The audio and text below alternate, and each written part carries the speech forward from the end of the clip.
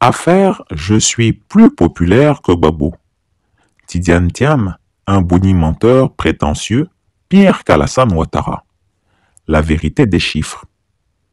Depuis son parachutage opportuniste dans l'arène politique ivoirienne, à la faveur du décès du président Henri Konan Bédié, Tidiane Thiam se prend pour le messie que la Côte d'Ivoire n'a jamais eu.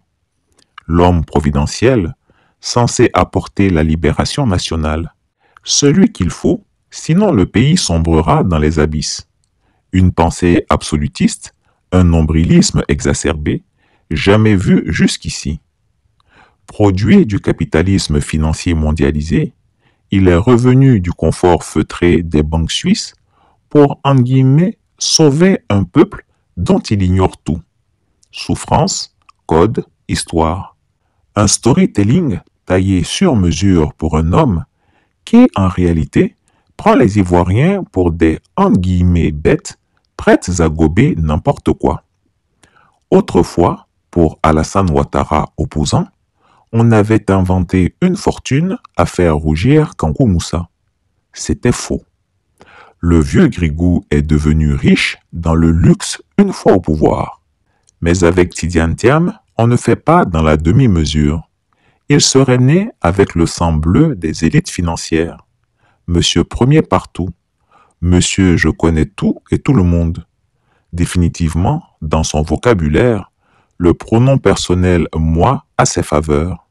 Le PDCI, toujours prisonnier de son vieux complexe du sauveur venu d'ailleurs, a ressorti de son chapeau cet exilé de luxe, comme il avait jadis imposé Alassane Dramane Ouattara dans les années 90. On connaît la suite.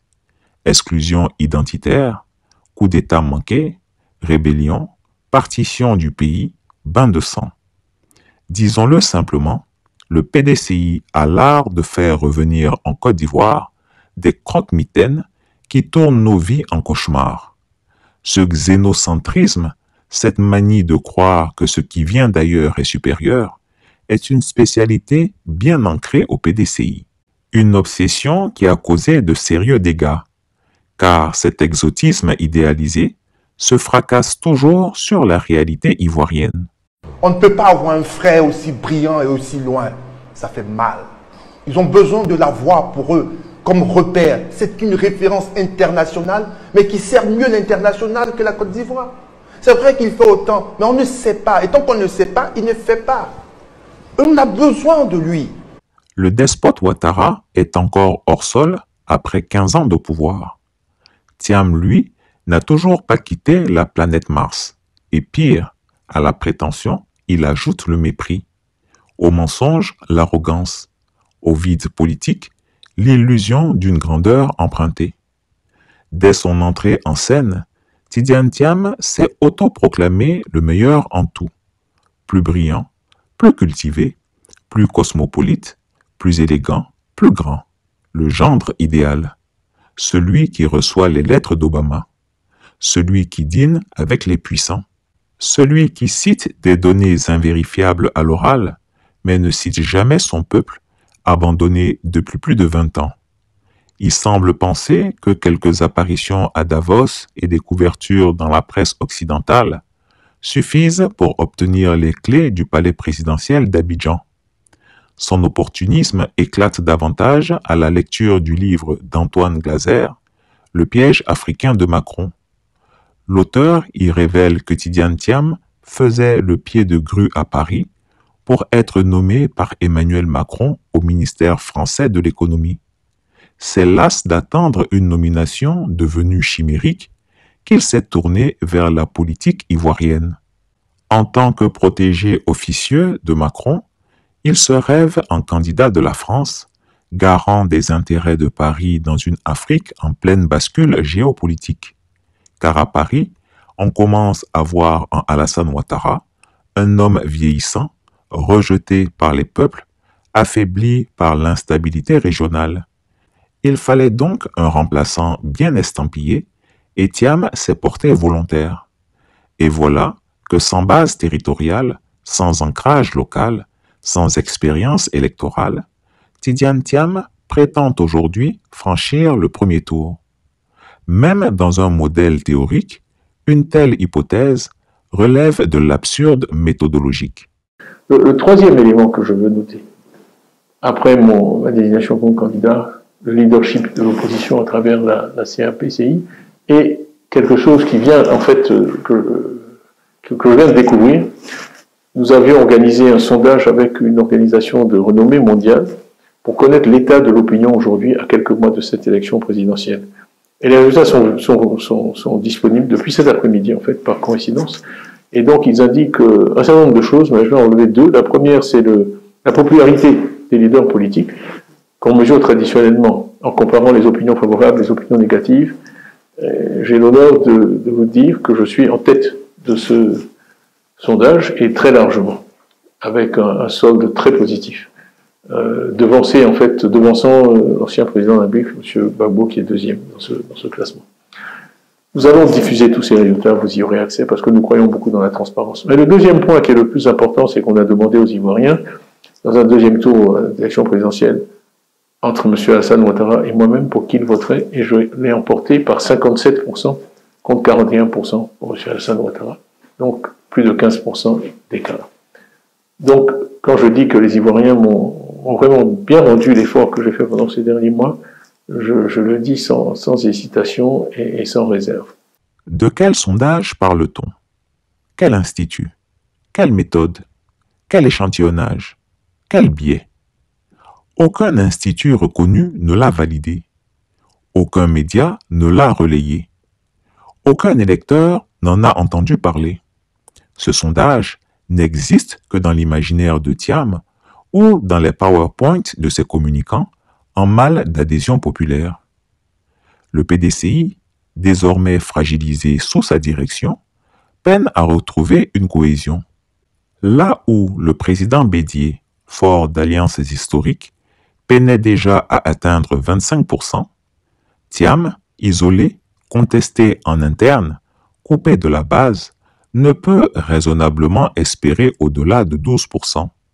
Cette estimation, volontairement modérée, se base sur les dynamiques actuelles. Faible mobilisation, méfiance croissante, rejet d'un homme perçu comme étranger aux réalités ivoiriennes.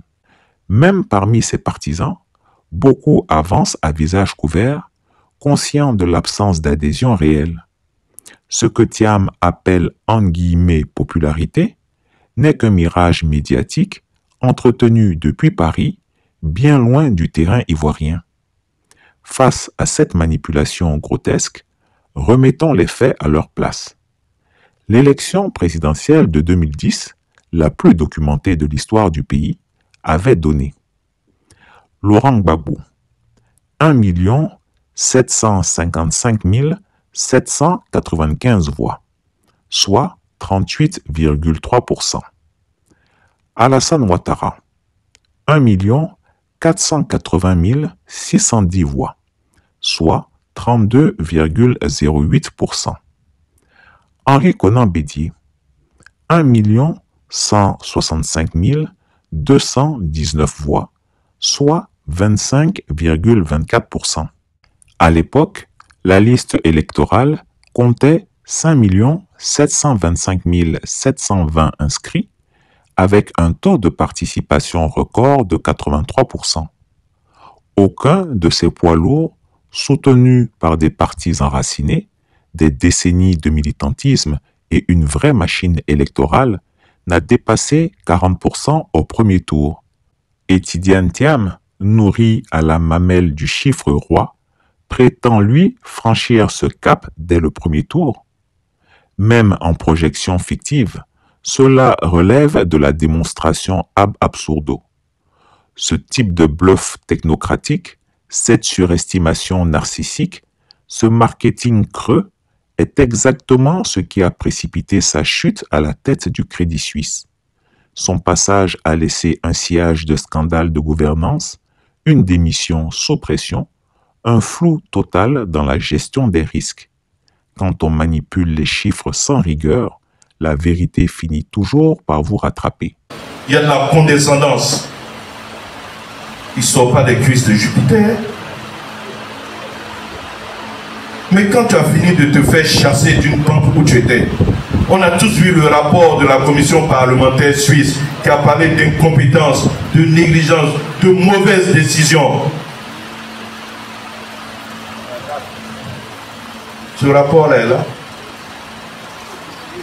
Et tu vas venir ici parce que Abou Manti, qui vient de loin, te fait une nouvelle virginité en te présentant comme un expert. On t'a chassé.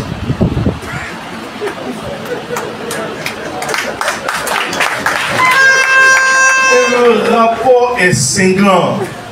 Les mots sont peut-être durs, mais c'est la vérité qu'ils ont dit.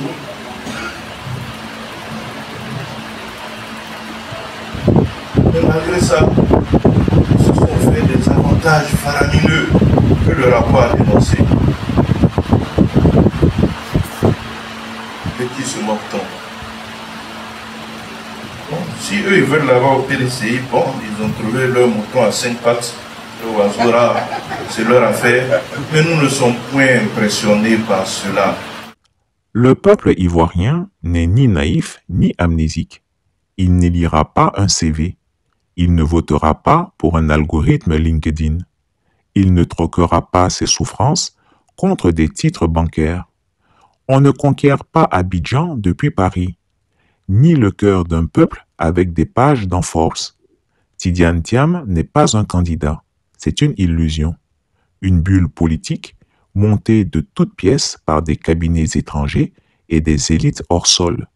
Une illusion d'optique pour une oligarchie qui ne comprend plus son propre peuple. Tidiane Thiam ne connaît pas les Ivoiriens. Chris Yapi ne ment pas. Retrouvez Chris Yapi sur ses 2 chaînes YouTube, sa chaîne Rumble, ses comptes TikTok, X, Instagram, VK et Threads.